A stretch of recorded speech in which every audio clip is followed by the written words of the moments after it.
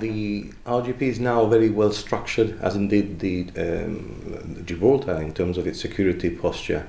We have a strategic, tactical and operational tiers to address all risks, and they are governed by the National Risk Register, which comes under the Gibraltar Contingency Council. But the RGP itself has its own force risk strategy, which is composed following acute assessment and scanning of all areas that could affect police and community, or rather which are of police and community concern.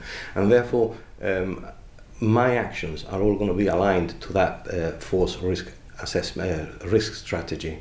And just to touch on a few issues, it's very well documented that national security is of prime concern and a top priority. Well, the threat of global terrorism from which we are not immune.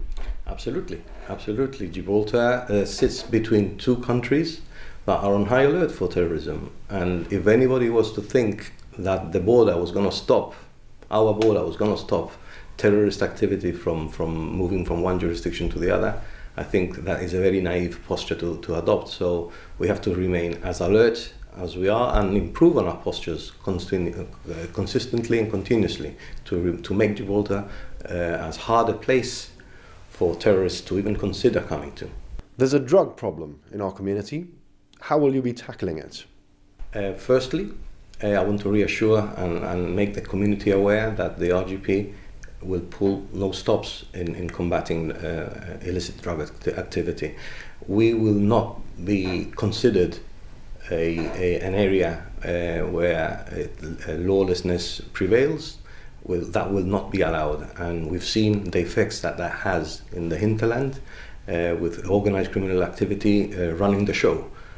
I will not allow that, and I will expect that the community back me in that. How would you describe the public perception of the police, and is it something that you think you can change?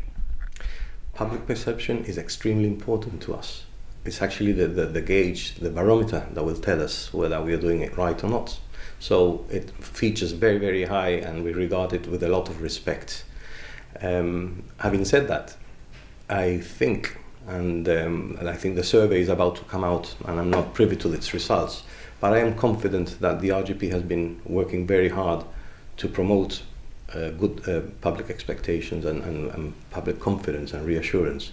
There's a lot of people silent, that go about their lives silently and not vocal in social media, who I know are avid supporters of the law enforcement and of a peaceful Gibraltar.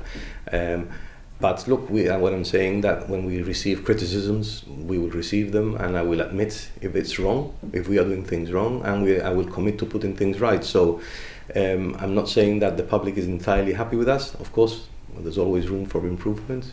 But if those issues are brought to my attention, I will certainly acknowledge them and work to put them right.